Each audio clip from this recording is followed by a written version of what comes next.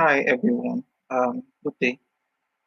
I My name is David. I'm taking the training today for service delivery excellence. Please, if you can hear me, kindly confirm. Just type I can hear you. So I'll be certain that the audio is perfectly working well on your end as well.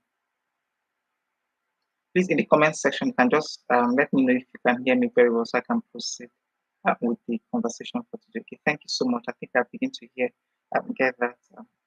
All right. Okay. So this is more like a refresher class for those who missed out on the training that was done. It was practically done on Monday.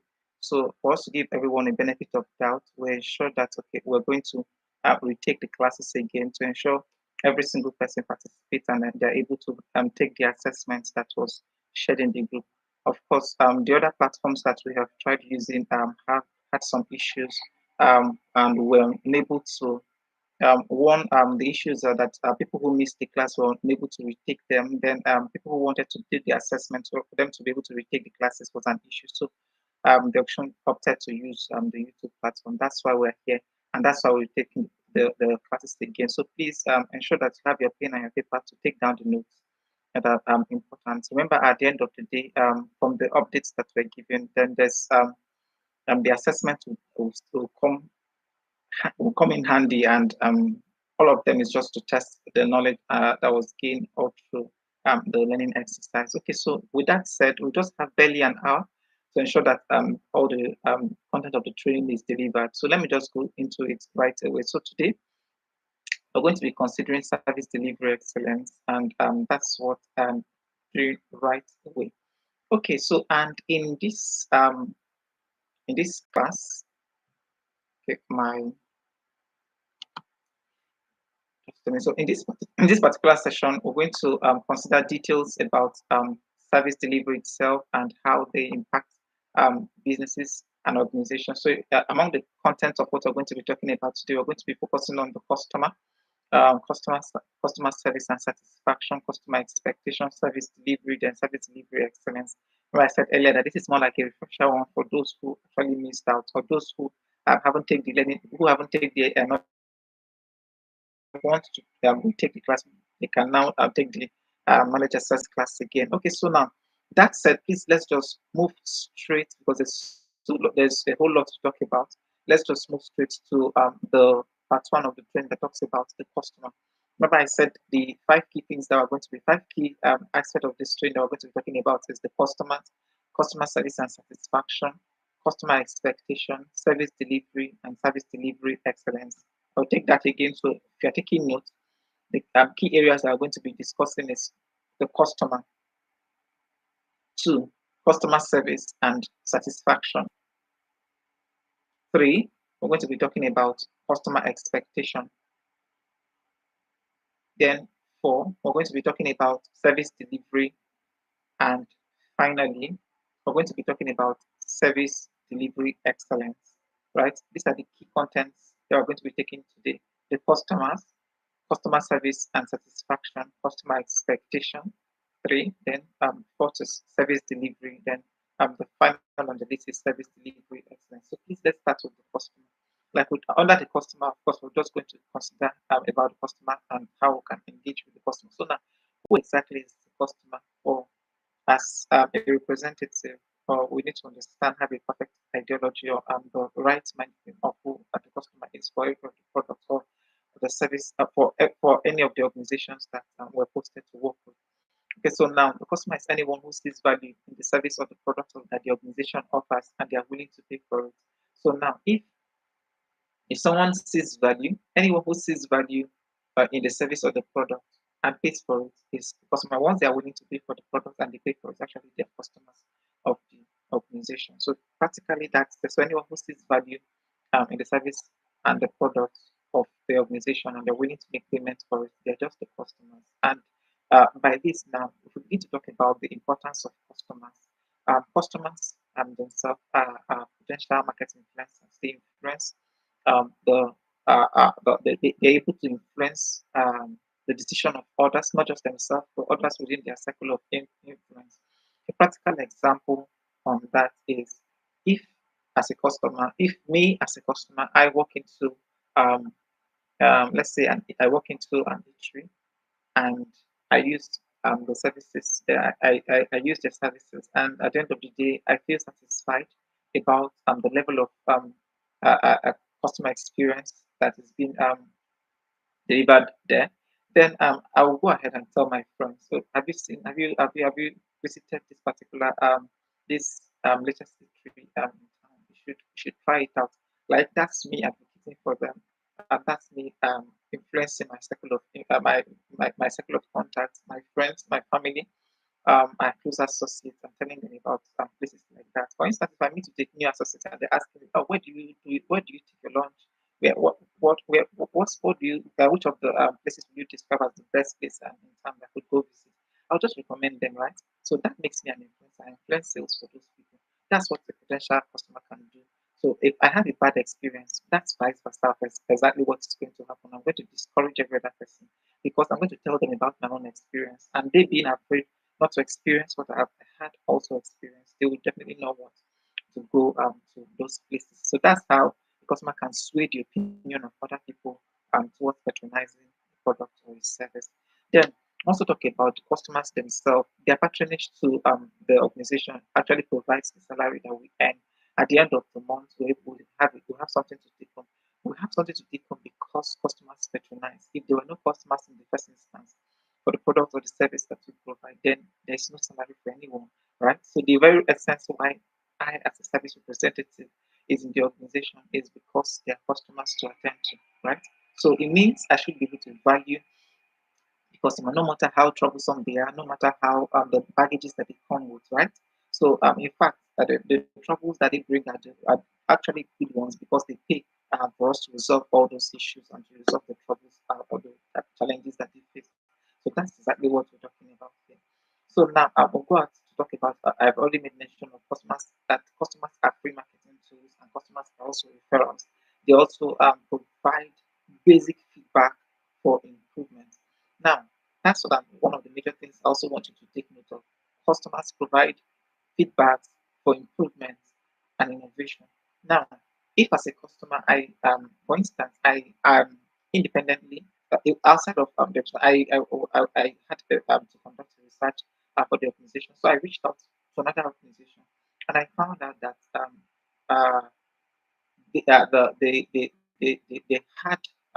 no there was something about their contacts points where people who required information could reach out to. So I made some recommendations to the executive that I was in contact with yesterday, and I said, what if you do it this way? What if you set up a direct contact point where people can reach out and get information, right? So that was the feedback that I was giving, right? Even though that I was just new to the organization, I just noticed that and I was saying that this is not so good because if everybody have to call this particular line and it's of course, you who is currently attending to this, you're overly busy already, so you will not be able to attend or reply to all the messages. So that's a shortfall for the organization.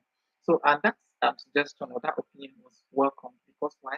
At the moment, the level of service that they are providing is inefficient or not so efficient. I would say that not so efficient. So if they adhere to the advice, then definitely they'll have a designated um, you have a designated line to customer service as long as based for that particular product or service because it is necessary. Of course, not that may not apply to all the organization, right? So now what I'm just making reference to now is I observed something and I gave a feedback that produced um, a thinking or a direction for innovation, a direction for improvement. That's what it is. That's what customers do. And in fact, I did not charge. But if they had to hire a consultant, they will have to pay for that service, right? That's what customers do by giving feedback because we already believe in the brand. We want it to succeed, and that's that. Okay, so now let me not spend so much time on that. Let's go ahead to talk about how do we, as representatives of the organization. Now, how are you going to be reporting with customers? How are you going to engage customers in line with your duty and in line with standards? Okay, so now These are some basic things that we could pay attention to when it comes to having a rapport, having an engagement with customers. Of course, in pronouncing a customer's name or in attending to a customer, sometimes we have there's tendency for us to address them by their name. Remember that this part of the world where respect is very, very much where not just respect, I mean culture plays a whole lot of role in perception and in reception as well. So we need to be very much careful and cautious with addressing people. So now, when addressing a customer, of course, if they advance, we definitely addressing them by their name or by their first name will definitely seem somewhat disrespectful. So we might call address them by their surname, Mr. XYZ or Mrs. This, right? Address them by their surname, Mrs. This or Mr. XYZ. So if their surname is Brown, so say Mr. Brown or Mrs. Brown, right? So not particularly their first name. Okay, so that said, then we'll go ahead. When you are to introduce, when you're to engage with the customer, always ensure that you're going to introduce yourself. Who are you? So you let them understand who they are discussing with. More importantly, if that's not pronounced, okay, I am this, right? I am the customer service representative for the organization. So this is exactly what I'm to do for you, right? So you're like introducing yourself to that particular customer. Now, remember that this particular this line that we're considering is not like a one size fits all. Now, this particularly in a situation where for instance, there are no name tags or you have to the introduction is done consistently, not like it's normal service desk. This is you reaching out to customers or customers reaching out to you for the first time, right? So they don't know who you are. You are introducing yourself. Now, of course, when you have to interact with them, you have to be genuine, you have to be authentic, and also ask for customers' welfare. Now, this is more like you're having a really trying to build a business relationship with the customer so that they get to relax and provide the basic details that you require to serve that particular customer right. Then active listening when you're discussing or having a conversation. Once you engage with the customer, ensure that you're listening actively, you're responding to questions. When you ask questions, you're listening. When they're asking questions, you're also listening. Then when they ask questions, you're responding adequately. And you're not just following a particular line of script like we'll get back to you. So all those should not be done. Be much more empathetic. Just put yourself in their shoes and deal particularly well with such customer. Then, of course, when it comes to a very angry customer, always allow them as long as they are dissatisfied and they are bent on expressing their feelings or their emotions with regards to whatever service or service failure that they have experienced, allow them vent freely, do not interrupt them, allow them just vent so that you can practically understand what the problem is and how to resolve such issue. Okay, then always remember to mirror the customer's behavior and show empathy where required. Then at the end of the day, when you're solving an issue, when you want to solve an issue for the customer, ensure that you are able to you reconfirm what the issue is. So now you've listened practically well before you go ahead to begin to offer solutions. You want to reconfirm that you heard right and that you understood right what the complaints are actually. Okay, that said, um, in a summary, so the engagement rules remain what? Active listening, polite questioning, paying attention to non-verbal cues, and confirming requests before processing. Of course, when we are attending to them, we have to, when we talk about active listening, we are responding to questions, we are answering questions. So it's more like a two-way thing. Remember, we talked about all this recently. So that said, now, when it, for every customer who walks into the organization, there are basic things that they want you to do for them, which is they want you to listen to them, they want you to understand them, they want you to question them politely. So I'm going to take that again. So they want you to listen to them, they want you to understand them, they want you to question them politely, they want you to know their needs. Of course, they want you to know their needs. That's why they're there so that you can provide a solution. Then they want you to also treat their request with respect, such that it's not that they walk away and just drop their request. So you tell them that the request to be treated within 24 hours, and after 48 hours or after 72 hours, it's still yet unattended to, or it's just dropped somewhere else, anywhere. Now, Still on treating customers' requests with respect. Now, I want to buttress or shed more light with that. Now, treating customers' requests with respect. Take, for instance, customers how to fill forms and in order to resolve a particular issue. That form that they fill contains the critical information, right? As a customer service representative, you are dealing with key customer data, and you have to be very much careful with managing data.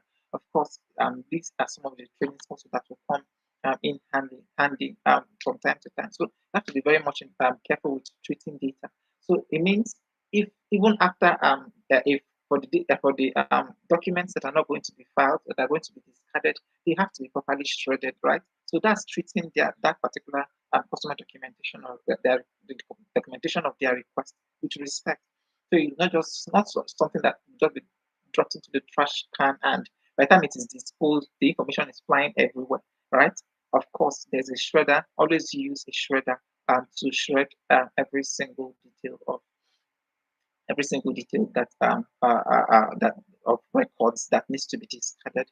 Then we'll go ahead to talk about answering and resolving reported complaints. So if there are reported complaints, always ensure that those complaints are practically resolved within an allotted time or within a resolution time.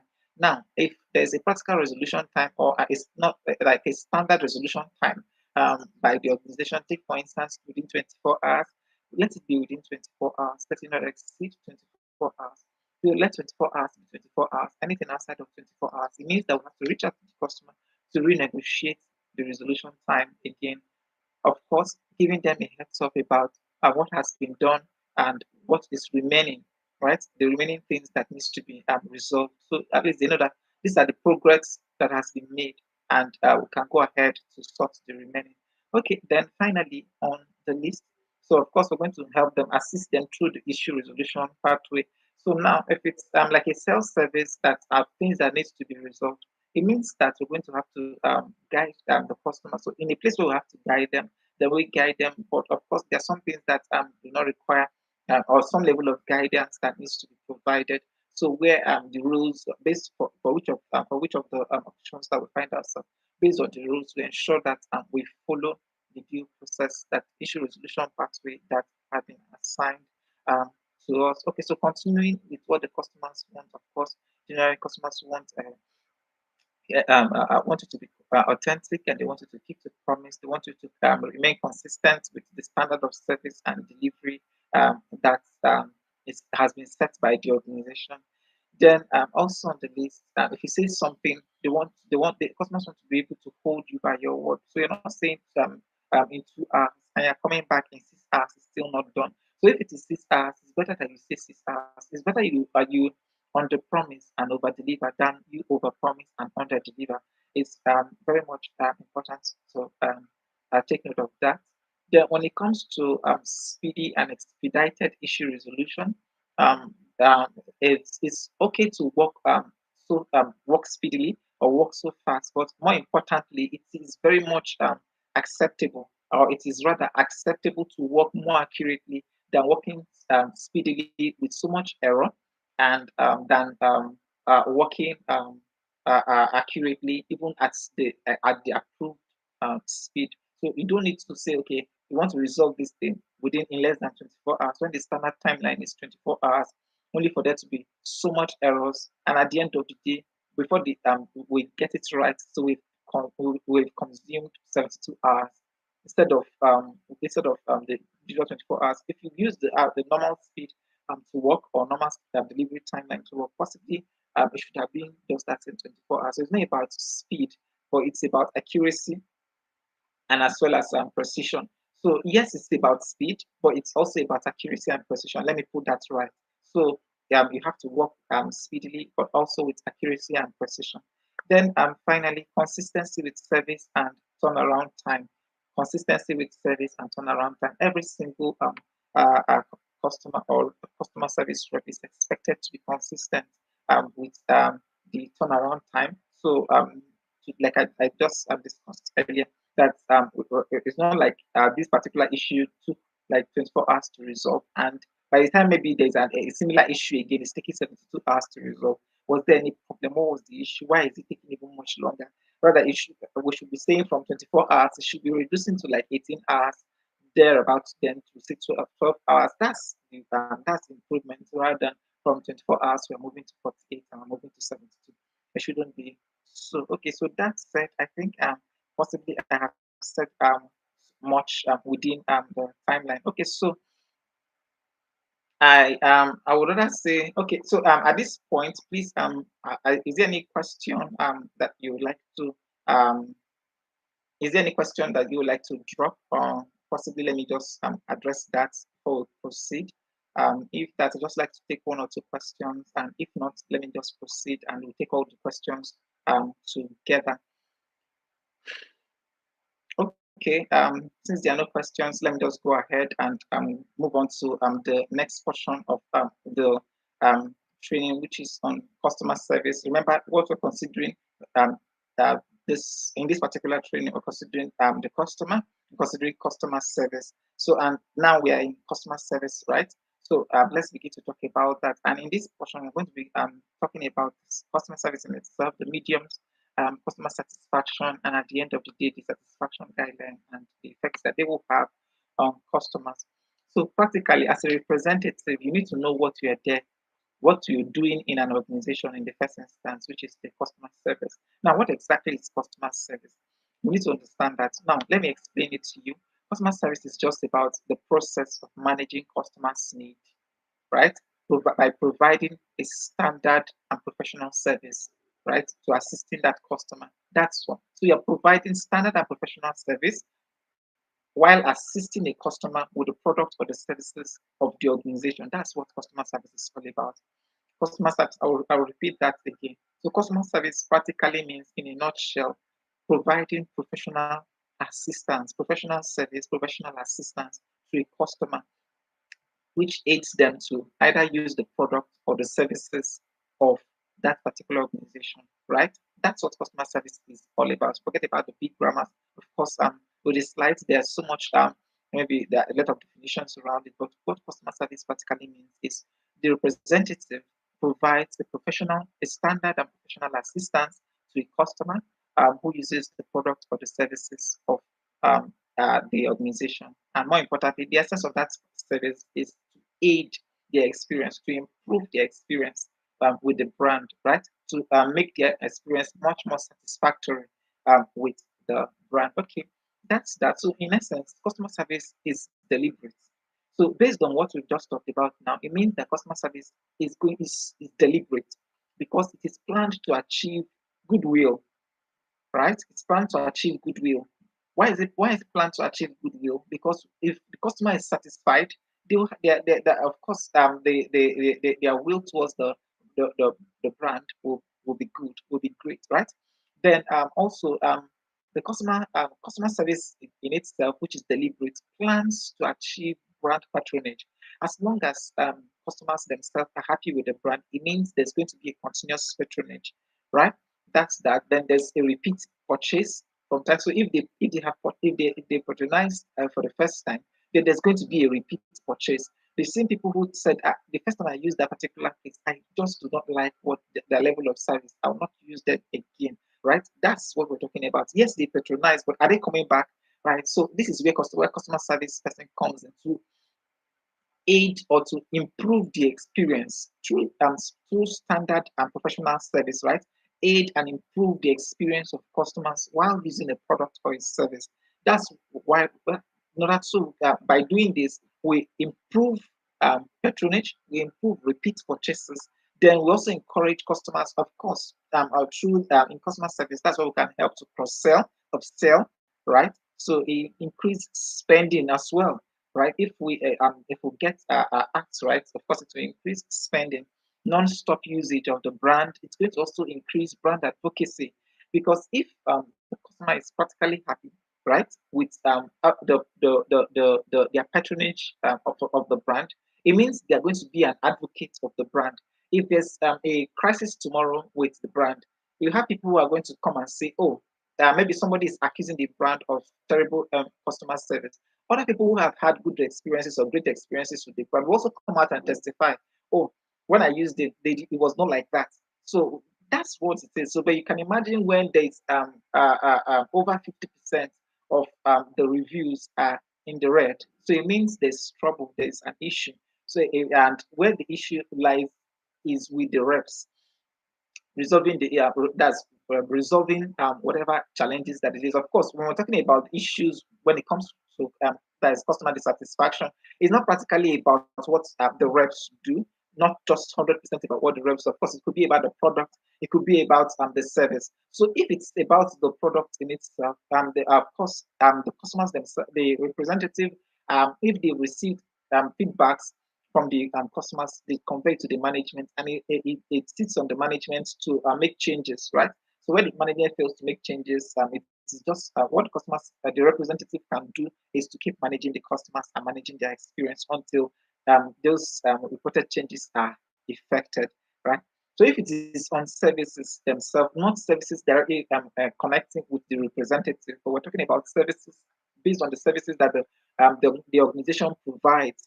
So now these services, if they have issues or their feedbacks, they also convey it back to the management, the same way it is for the products.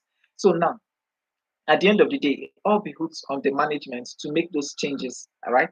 So, but in the instance where those changes are not made, where the representatives come in, it's just to ensure that they manage the experience. So, as you as a representative have to be prepared. So, because not just all feedbacks are implemented immediately, of course, there are process and procedures to implementing changes within organization. And it's not just because you reported it today that it has to be reported, it has to be implemented today. No, there are processes to this. So during that particular time frame, that's where you as a representative come in to manage the situation, manage the experiences of the customer to ensure that it is still at least it's still good, depending on the time when the issues are resolved. But what we're talking about now is not like a prolonged one where where the reports are continuously we are working on it, we're working on it, and we'll keep working on it till the kingdom come. That's not what we're saying here.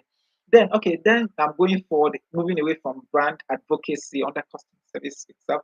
So, remember, we're considering customer service, and we're saying that customer service deliberately aims to achieve the list of the things that I've already said. I'll take them again. What customer service deliberately aims to achieve is goodwill, right? The customer's goodwill, brand patronage, repeat purchase, increased spending, non-stop usage of the product or the services of that organization, brand advocacy, which is the last one that I just finished explaining. Then we'll talk about recommendation and referrals. Earlier, I talked about recommendation and referrals, where a satisfied customer does that without even being, sometimes without knowing it, or even without being paid for it. Of course, they're not paid, but they influence their circle of contact, their friends, their families, about to make decisions, purchase decisions about a particular brand or about a particular product. Say, try this, try that. That's more like that influence that we're talking about. So that's what customer service is deliberately planned to achieve. Okay, that said, we spent much time already on this. Let's move to the next slide. Of course, the mediums through which we as representatives would convey or would engage with customers, of course, could be in person, which is one. Now, we're considering the mediums here. So the mediums where this customer service could be is practically delivered from is delivered through is in person. So customers can walk into the organizations and we attend to them in person, resolve the issues that they require. Then we talk about chats. It could be via live chats. Like we have different chats and mediums today where we could chat through with customers themselves and resolve whatever issues that they have emails which have been in existence for a very long time now. Then there are phone calls, telephone calls, where calls come in, and we provide excellent customer service, professional assistance. Then through social media as well, where people go out to call out a particular brand because they want their attention. Take for instance, there are a lot of people always say, "Of course, I don't want to join the queue. I want this issue resolved within a record time." They just go ahead on social media to call out or to tag the brand so they can quickly respond or resolve whatever issues there is. Okay, so now these are the various mediums which we should anticipate to use with regards to customer service: in-person chats, emails, calls, and social media. Right. That said, let's move on to talk about customer service. So with customer service comes customer satisfaction, right? So if the customer service is great, the customer is satisfied. If customer service is below average, then the customer is dissatisfied. So now, when do we say that the customer is satisfied, right? This brings us to the issue or to the subject of customer satisfaction.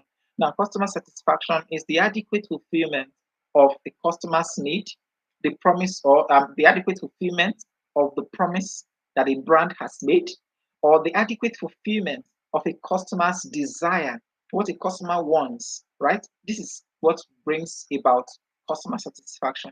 So if we as an organization fulfills a customer's need, or we keep to our promise, the brand promise, or we are able to deliver on the desire of a particular customer. Of course, because the desire of each of the customers are unique.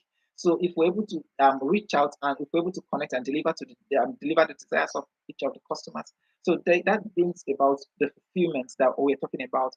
So that customer satisfaction is practically the fulfillment derived from meeting the customer's need, keeping to promises, and as well as fulfilling the customer's desire. So it's just a pleasure or gratification that they derive from that fulfillment. So in a nutshell, right, if we summarize customer satisfaction, it measures or it determines how happy the customer is with the product or with the services of the organization. So that's what customer satisfaction does. It's a measurement of how happy customers are with the organization. They are happy because we're able to keep to our promise, we're able to deliver, we're able to deliver on the customers' need, we're able to deliver on their desire as well. So, okay, that said, you can go ahead to discuss about the guide to ensure that we meet consistently or we keep consistently meeting the satisfaction score of the organization with regards to customer service. Of course, when it comes to that, one on the list is treating customers' request with respect and resolving their issues in time. We've talked about treating the customers' request with respect. Now, when it comes to treating customers' request with respect, what do we mean by that? I will retreat. We've talked about that earlier, but I'm going to retreat on it from a different perspective this time around. So now, if for every single, let's take for instance, this is a working customer, and I'm having a conversation with such customer. Now, I'm expected to give them my attention, not like okay, I'm just grossed into the system. I'm working on the system while they are trying to have a conversation with me. So if I'm having a conversation that I'm discussing, I'm not just going to be passing off an information that is a non-verbal cue to the customer, like saying, "Just keep talking. I'm listening with my ears and not with my mouth, or not with my eyes. So just say whatever you have to say. I'm listening while I'm also working, right? Well, I'm also doing something else. So I need to give them the attention that they require. That's why there's always a turnaround time, right? For most organizations, there's turnaround time 5 minutes and above.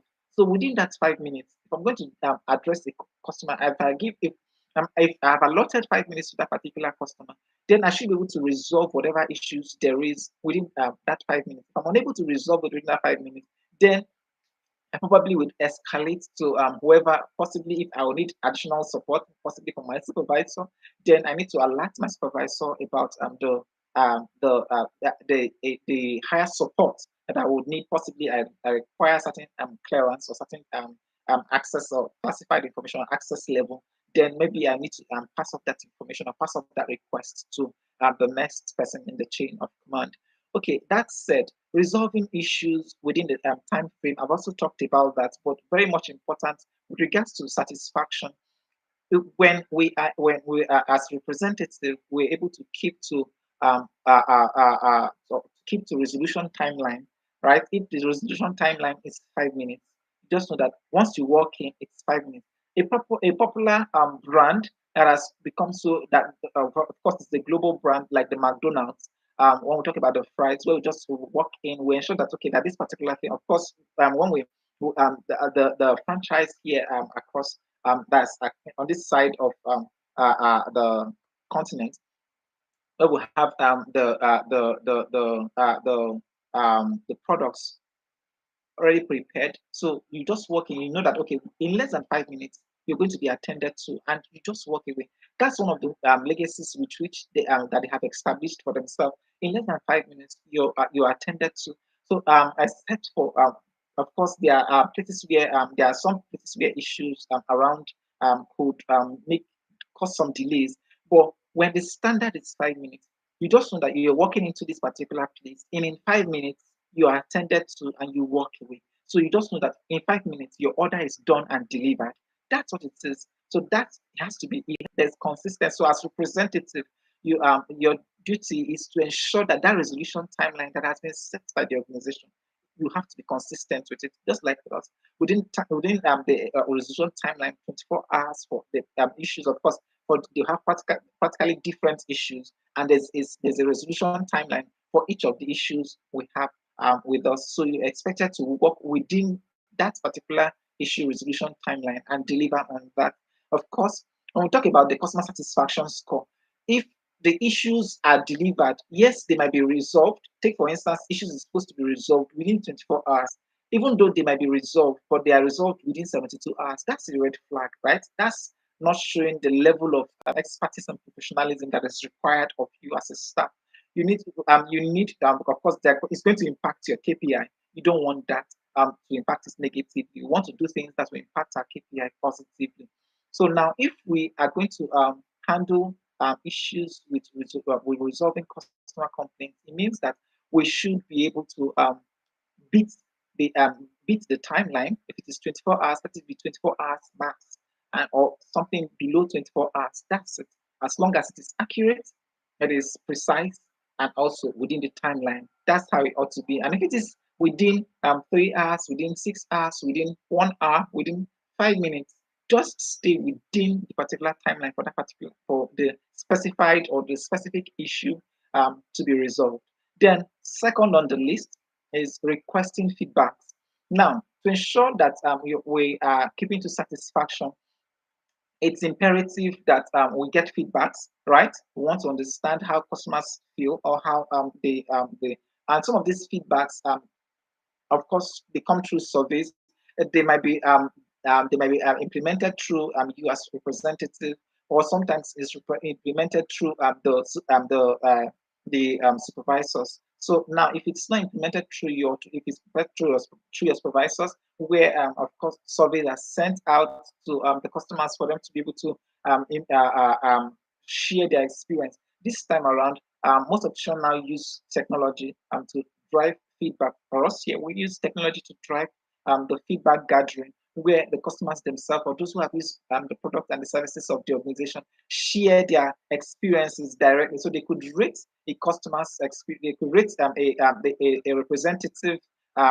There's a level of service that they got from a particular representative. So they could rate it. Of course, it's a rating of 1 to 5.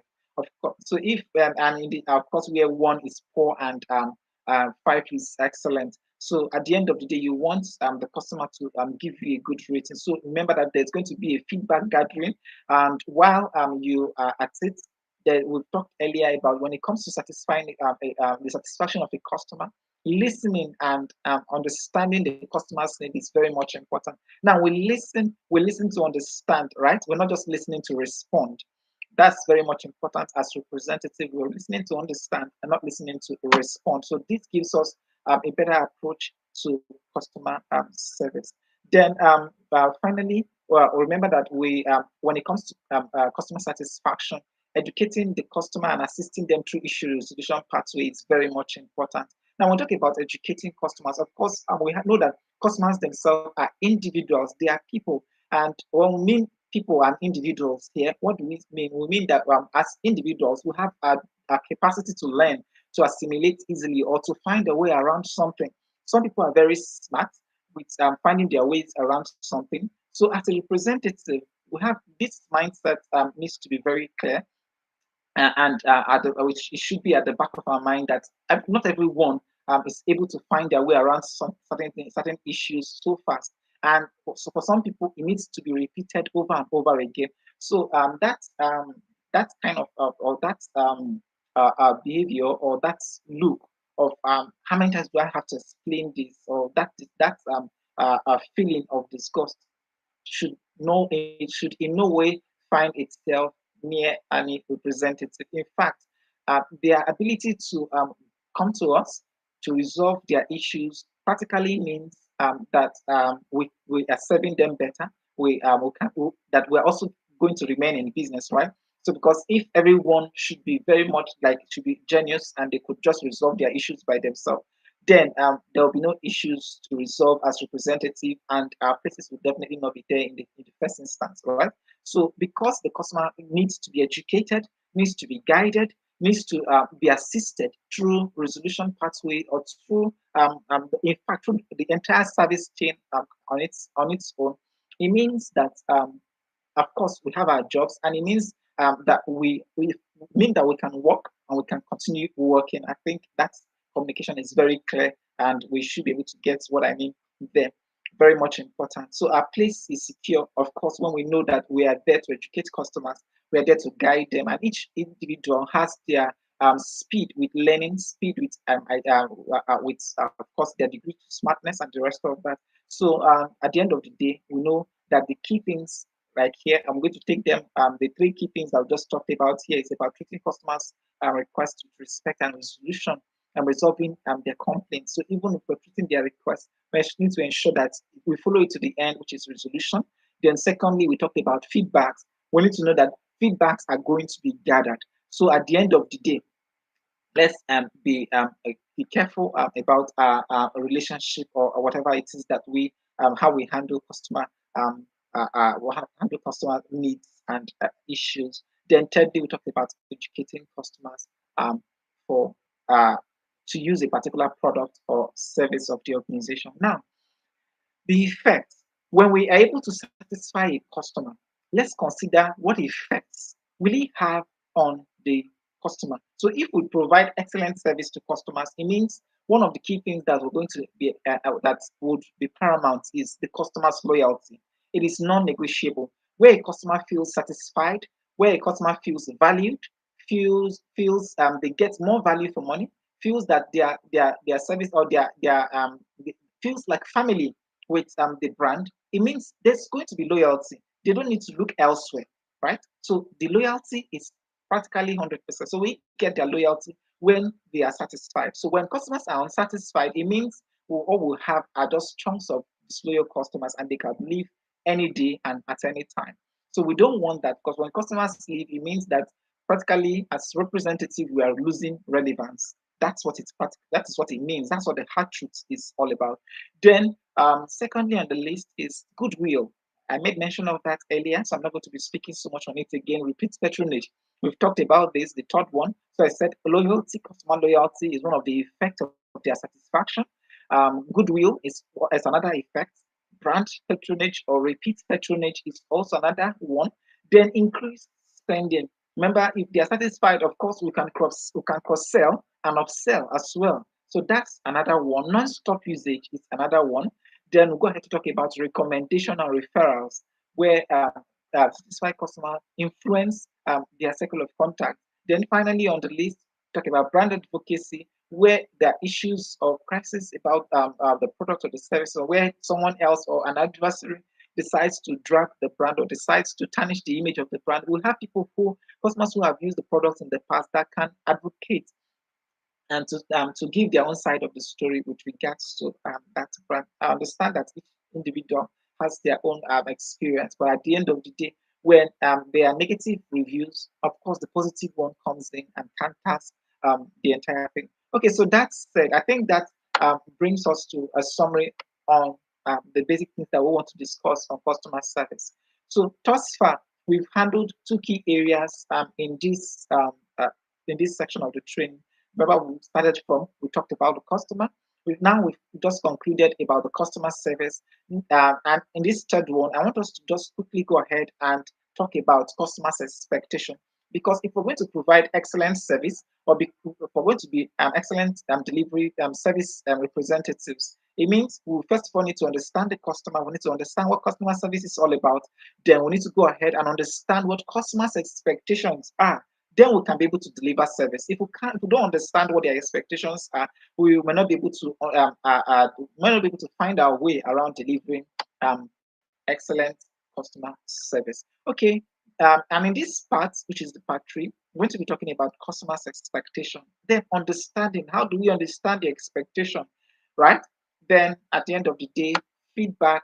Let's understand what feedbacks and or compare between feedbacks and complaints. So we basically know what feedback. How do we differentiate between feedbacks and complaints from a customer? Okay, that said, let me go straight into customers' expectation. What do we say is a customer's expectation? Of course, they are what the customers expect with regards to their interaction and their and a completed discussion with regards to service level. So, take for instance now, if a salesperson walks up to a customer and tells them, "Oh, our company provides XYZ services within 24 hours." Now, if I get attracted to the brand and I decide to decide to patronize the brand, it means now, based on what the salesperson have explained to me, I know, okay, this is what I should be getting, right, and within this particular time frame, I should get that. These are my expectations. So that's what forms a customer's expectation, and it should not fall short of it. So if I'm told that I'm going to get XYZ, I shouldn't get just X, and I shouldn't get XY. I should just get XYZ, same way it is. And better still, if there is XYZZ, then it's even much better if I get XYZZ, right? So, but it's more importantly that I get the XYZ first that has been promised. Then at the end of the day, within the timeline. So if I was told that it's going to be delivered within 24 hours, then let it be within 24 hours. Nothing short of, in fact, nothing more practically of 24 hours. It's even better if it is short of 24 hours. If I was told 24 hours and I get it within 18 hours, then that's better. If I was told 24 and I get it in 12, that's better. Okay, so in explaining that, or in summary of that, we'll just say that based on whatever it is that the customer was promised, the customer's expectation is built around the promise that the brand offers to the customers themselves. So whatever was promised forms the expectation of the customer. That's just what customers' expectations are. So if I reframe this again, I'll say that customers' expectation is just what they look forward to encounter in relation to the service or the product of the cost of the company or of the brand. So that's just what it is. What the customer is looking forward to encounter, which is more like is an addition to what I just said earlier. What the customer looks to encounter, and the encounter is based on the promise that the brand has made. That's that. Okay, let's go ahead to talk about how then, because for each customer, remember that customers themselves are individuals, and because they are individuals, they are people themselves, so they have expectations vary.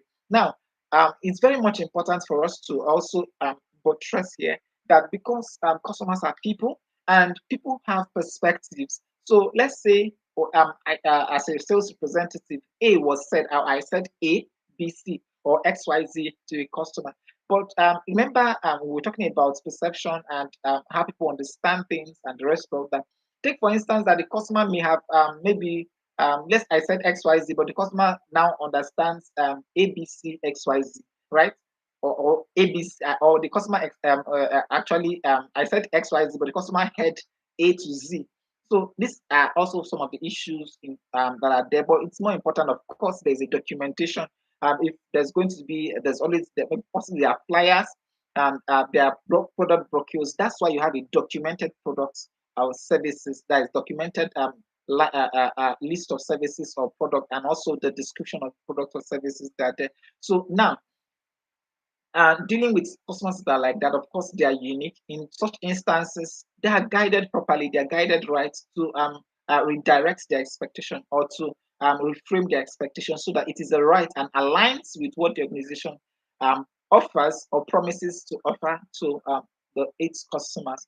That's exactly what it is. Remember, I just made mention to all this. Now, how do we even understand their expectations in the first instance? Take, for instance, we'll have someone after the sales team has gone out to push through, and at the end of the day, possibly we have customers, maybe they decide to now walk into the organization to see for themselves, or approaching the salesperson who or the relationship officer who has reached out to them, of course they meet with us, the representative. So now the representative, now you as a representative, how do you understand? How do you get to understand the promise or the conversation that has transpired when you were not there? One of them is going to be what active listening, like we've been discussing earlier. So through active listening, I'll take these are key three things that can be used to deduce or to understand a customer's expectation very well. Now, one of them is active listening. Second on the list is questioning. Then third is attention to details. No, now by active listening, we can understand. When we mean active listening here, we're paying attention to nonverbal cues as well, uh, uh, based on what the customer is saying. That is what the customer is saying and what they are not also saying at the same. So they're not possibly they're not revealing 100% of the conversation.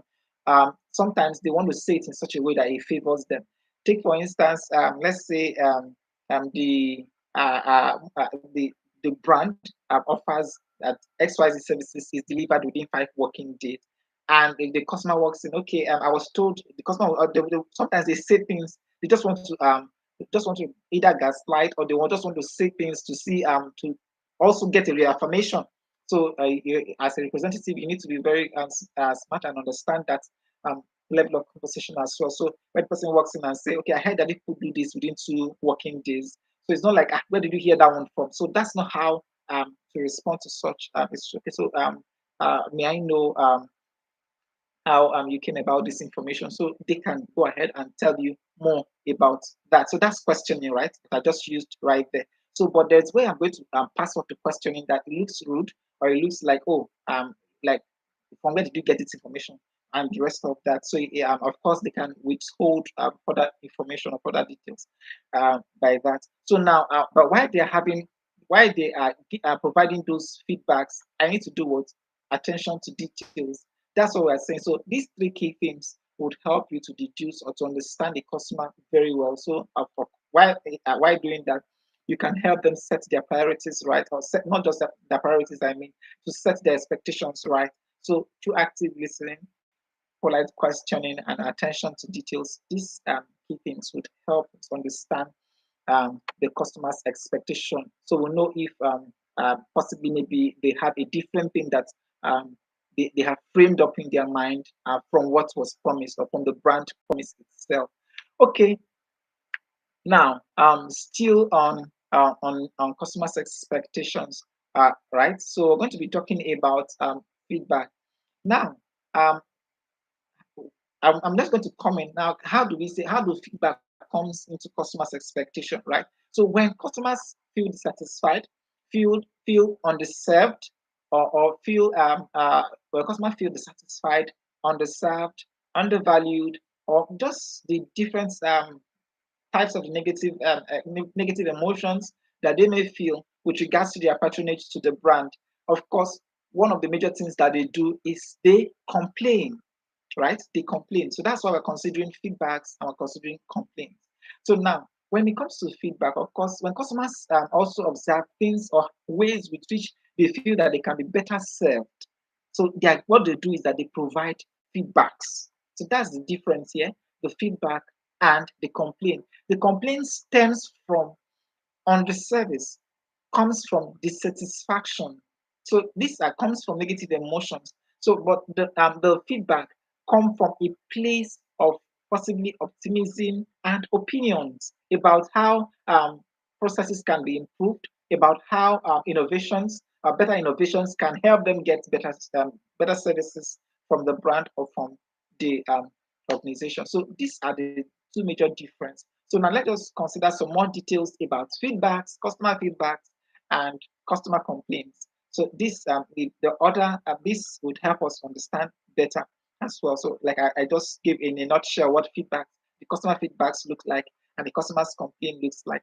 So under feedbacks, of course, customers will always provide honest opinion, and that opinion is designed around um, but of course it's honest, yes, but not entirely selfish, because even though it helps them get better services, but it also helps the organization improve on the quality or the level of its excellence, right? So that's what. So it's a two-way thing. That's why we're not saying it's like a selfish one, because it does not only serve them, but it also serves the organization in improving their ranking, improving their service excellence, and as well as improving their outlook as a brand. Then, of course, secondly on the list, it gives suggestion on specific concerns.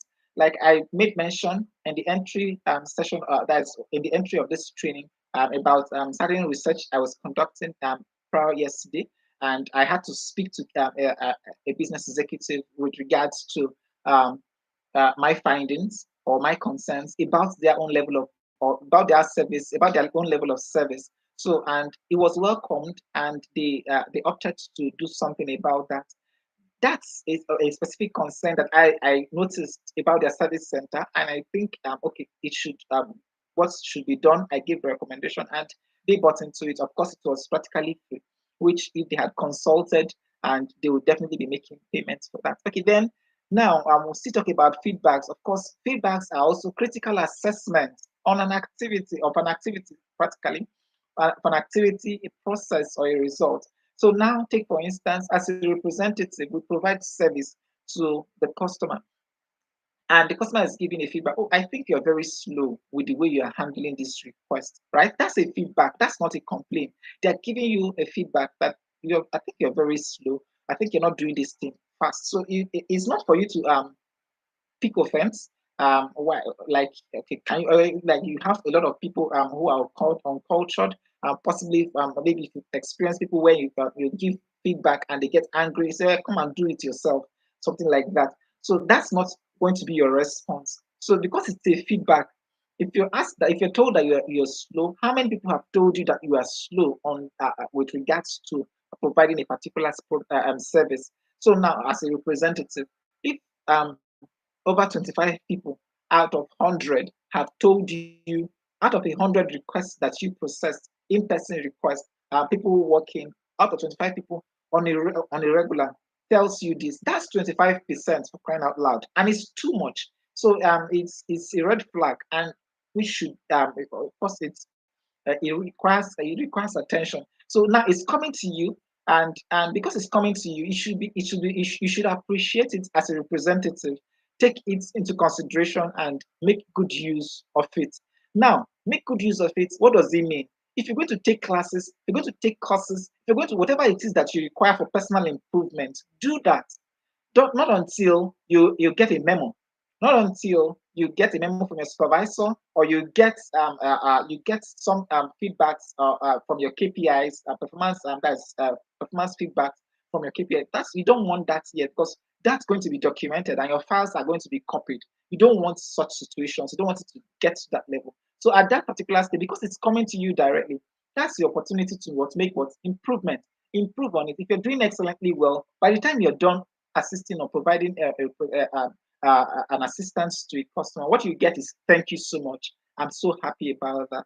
And oftentimes, if you possibly maybe you might also have experience, or you might also have had certain experiences where if you visit certain branches of maybe let's say you visit certain branches for a particular product or a service, there's this representative that you want, your preferred person that you want to always to attend to you, and sometimes they are attached to, because of they are attached to efficiency. That preference is always based on efficiency. So, okay, or based on not when we're talking about efficiency, we're also talking about relationship, customer relations, how they relate, how that representative relates with customers. Um, Take for instance, if you walk into a branch and you have a smiling person, someone who is welcoming, who is forthcoming, and you have someone who is always frowning, someone who is only willing to attend or willing to work or willing to serve customers. Where you see much of the queue, people will always want to be attended to by the person who is forthcoming, who is welcoming, right? And everyone is just trying to stay away from the other particular one who has the negative energy. So that said, what does it practically imply? It means that it's just going to be a matter of time. The representative with the negative energy will just have to leave the organization, because the action is not going to. They are not paying you there. They are not paying you just to come and sit and warm the chair. No, and they are not paying you in order to overburden the one who is forthcoming. So if the supervisor is seeing this, of course, that's where you get memos. Because if why are the queue why is everyone queuing in this particular person that's just to be served by a particular representative? What happens to the representative? Something is wrong. So by the time investigations are conducted and it falls on the behaviors, it falls on the character of that representative, then there's an issue. That's where memos start flying around. We don't want to get to that particular stage. Okay, that said, let's quickly go ahead to the next one. Preventing, of course, preventing product crisis or brand crisis. We've already talked about that earlier. So, what feedbacks we always do are these things that we just mentioned now, and I think it's very much clear now what feedback does. That's about customers' feedback. Now, let's quickly consider the complaints so we can end of this particular session. So what the customer complaints now? Remember we talked about that complaint. The customer complaint stems from the place of dissatisfaction. The customers themselves are dissatisfied in the first instance. That's why they are complaining. Then we'll talk about that the complaint is an expression of pain, a dissatisfaction on a specific concern, an expression of resenting feelings. Then also it stems from unresolved grievance. So these are what the characteristics of customer complaints, because it's coming from a place of dissatisfaction of a specific concern. We reported this complaint. It's still just like that. People are not making improvements, or the representative is not improving on it. So it becomes a complaint. Then talking about a feeling of resentment, of course, it begins to grow into a resenting feeling. Of course, that's what leads to people trying to walk away from a particular representative. And everybody wants to be attended to by a different representative, away from the one who is unwelcoming and unwilling to serve the customers. Okay, that brings us to a summary on this one. So that said, we've considered the customer. Now we've also considered customer service, and we've just concluded customer expectation. Right? These are the key three things that we've just considered thus far. And we are running so much out of time. I want us to just quickly progress to the fourth one, so which is on service delivery. So now let's quickly consider service delivery. We barely have a few minutes to round that up. So now, service delivery is practically an act of providing value through that is true service to a customer. So now, considering it as from the perspective of a representative. So now, what exactly do we say is service delivery as a representative? Now, you as a representative, you have been employed by the organization to, or you'll be employed by the organization to provide service, provide value. Sorry, provide value through service, or provide value in service to the customer. So what you're doing is that you're providing value. What value are you providing? That's assistance. So it's valuable. The assistance that you provide, that professional assistance, it's valuable to the customer, because why? It saves them time. It saves them the headache of trying to navigate or resolve the issues with regards to a particular product or a service. So that's just what we were saying here. Service delivery with regards to you as a representative is just you providing valuable assistance to the customer. So that's where service delivery comes in as that's with regards to a customer service representative. So now, in providing services, there are two key things that will happen to a customer.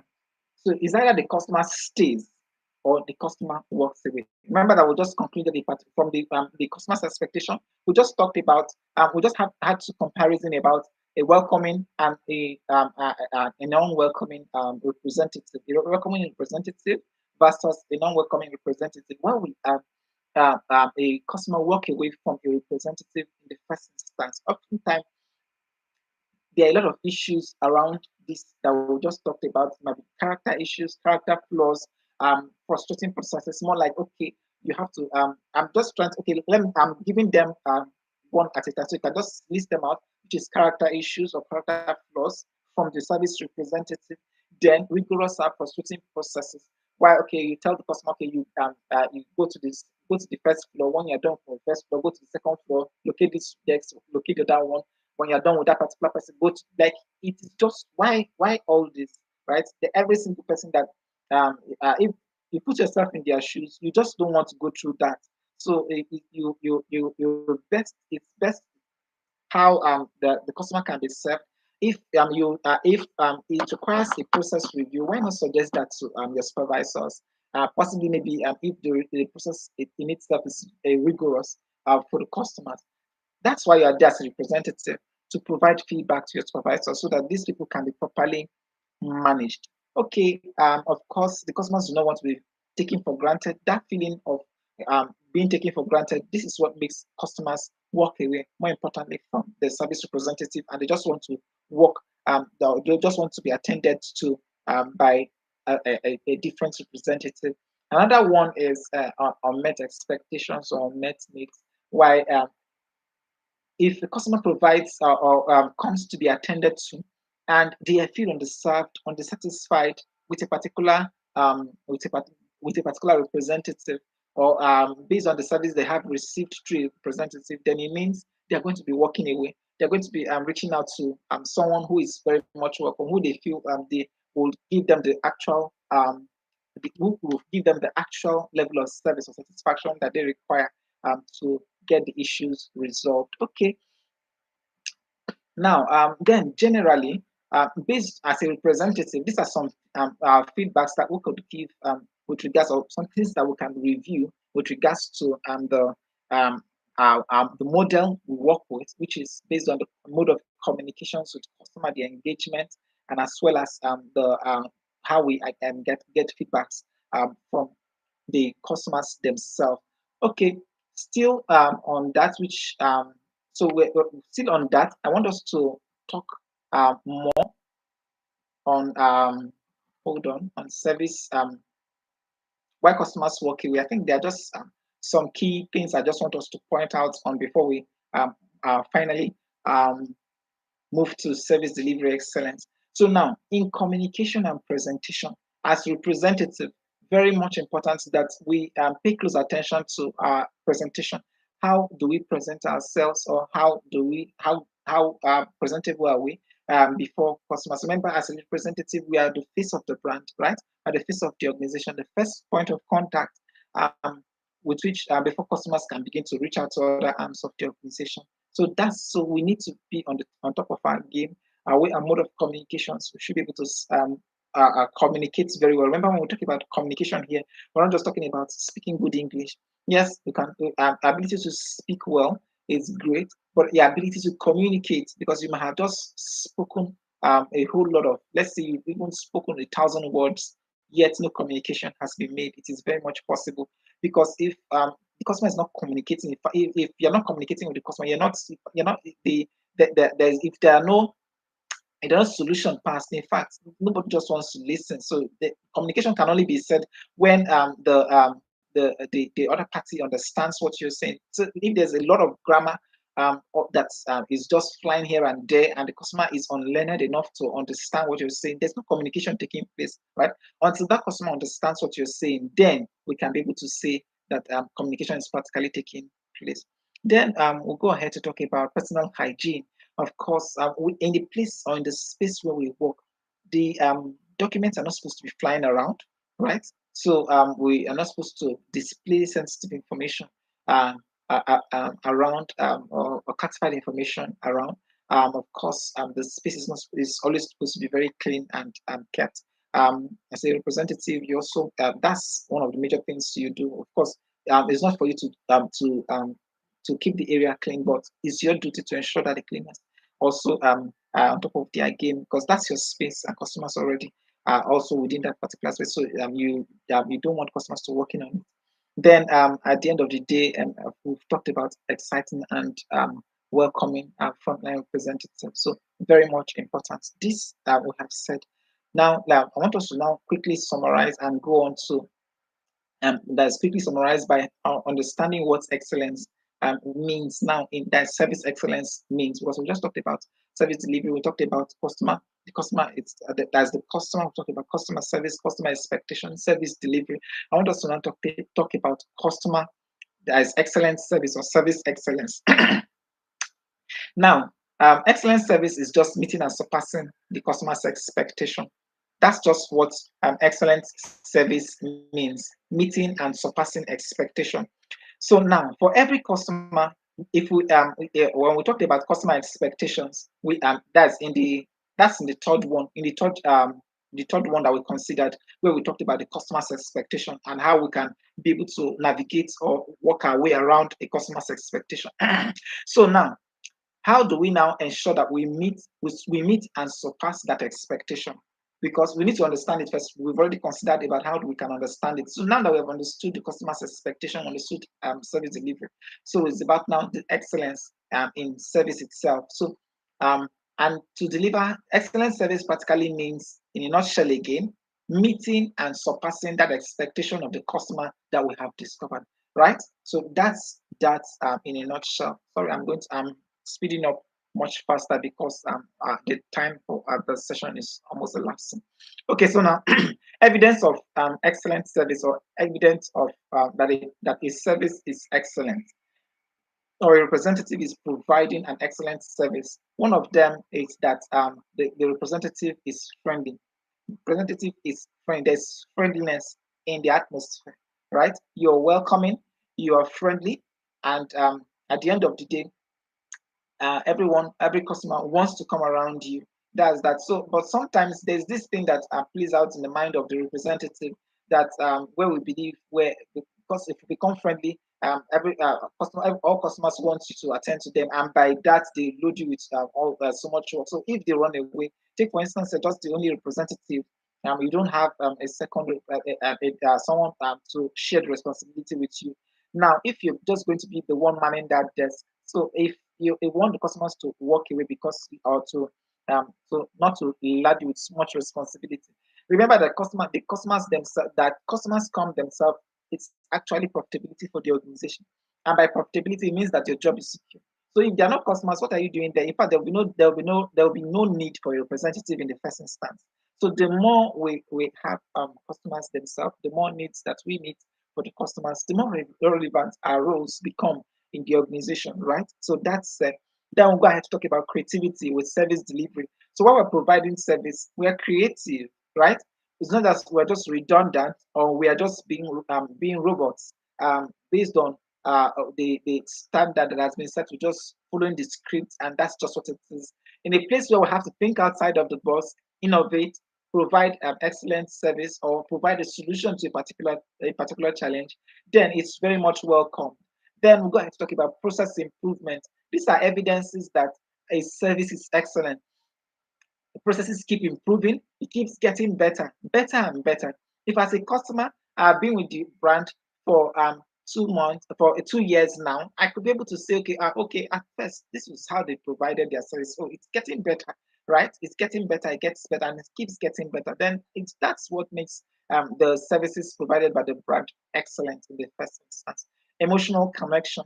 Of course, where customers are happy, they identify with the brand, they see themselves as part of the family, or part of the brand family, or part and parcel of the organization. So it means that at the end of the day, as representative, we see customers, or every single thing that we do, we are customer centric, right? As representative, we understand that the customer is the reason why we are here. So without the customer, we have no place here in the first instance. So it means that, in a nutshell, I'll take these 6 points again, that the evidence of excellent service is customer centric, right? That whatever we are doing, everything we our thoughts, whatever we are doing, we are putting the customers first.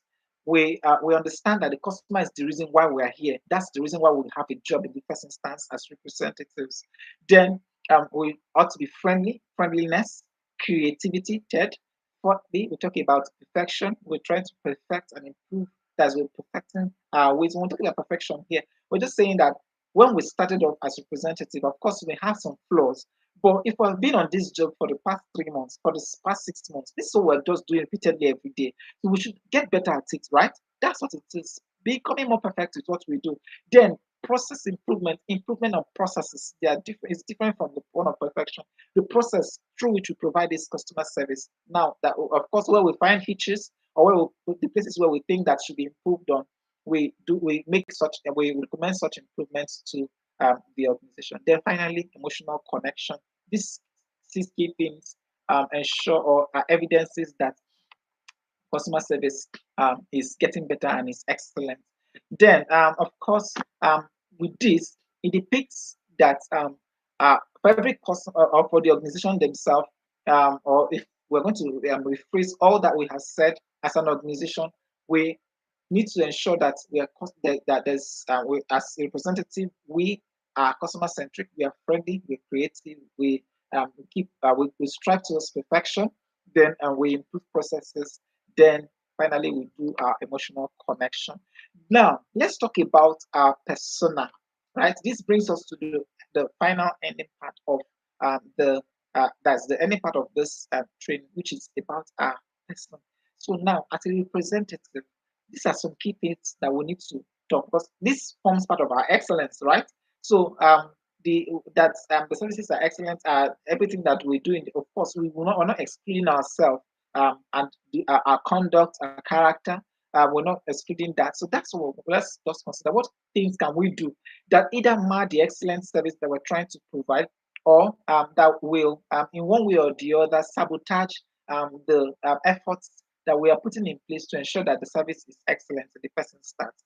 Now, appropriate dress sense is very much important. We need to have a good dress sense in relation to the work we do, right? Then, secondly on the list is no eating, no snacking, no chewing of gum while in work, while at work, while in service. So it's uncultured to eat right in front of a customer, or to be snacking right in front of a customer, or chewing gum right in front of a customer. So that's unprofessional in the first instance, and it's a no-no. Then office gossip and slandering. So this should be far away from you. People leaving their desk to either come and gist with you while you are attending to customers, or you're engaging in conversation. Take for instance, you're up to 3 or 4 representatives and you're busy gisting about someone else or slandering somebody else. Someone is slandering somebody amongst that's the group of people here there. So you can imagine, so such should not even be happening in the first instance, because there are people external there's external people who are there and they are not within the organization, so they shouldn't be about the business of the organization. Now another one is customers, people that's a representative engaging in tarnishing the image or speaking ill about a particular customer. So on no circumstance should it even happen in the first instance that a representative will pick up a customer and begin to slander that customer. It should not even happen in the first instance, right? That's particularly wrong and unethical to take place in the first instance. Then fourth on the list is walking around endlessly. So there should not be walking around endlessly where you're running to a photocopy, you're running to this particular place, you're going to go and get stationery before you resume for the day. Every single thing that we require should be in place. You should have checked everything. It should be in place. You're not going here to go and file. You're not going there to go and look for stapler. You're not good like as though there's some level of uncoordination. It shouldn't even happen in the first instance. Screaming and shouting, calling out. Maybe you just want to you're trying to reach out there, shout. There's noisy. That the environment becomes noisy. These things should not. Of course, this are more like we're trying to build a very great persona for ourselves as representatives. Then finally, when we have to discuss with the customer, we talked about this earlier. When we have to engage in conversation, we need to pay close attention. Look at the person you're just having a conversation with, and not be glued to the screen while you are trying to attend to them. Okay, that's I think all this we have said, we've said so much, or we've said so much practically, and it brings us to the end of this session. So we've said a lot already, and at this time, I want us to begin to take questions. So I'm going to just bring out a few minutes to take questions so we can end this session. Please go ahead and ask your questions. I'll just take just 2 questions. Um, Go ahead. I have in the next. Go ahead and ask your question. Just type it out in the chat. I'm going to read it and take that. I think I have 2 minutes left. Without any question, we'd have to bring this session to a close because I'll be taking on the other classes. There's the upcoming class um, in the next 10 minutes. Okay, I think there are no questions. Please let's just come. Okay, someone says they have a question. Okay, Now, questions that we have are in relation to the what has been taught. Okay, now someone is just asking about the material. Okay, there's no approval to share the material thus far. So all that the approval that we have thus far is about delivering this training. But when it comes to the material, there is no approval to disseminate the material. So we expected that you should have taken notes while the training is ongoing. Okay, I think any other question, any other question, any other question, because I need to stop this session so we can just go ahead and take the other refresher course again. Okay, I think that's it because we barely have any other time. So I'll just be ending this session right now, and I believe the the learning assessments, the knowledge assessment link also we dropped in the group again, possibly later today, so that everyone who are able to participate should be able to go ahead and take their learning assessment so we can proceed to the next stage. Okay, that said, brings us to the end of this session. Please and thank you so much for your time, and we'll come to a close on this. Okay.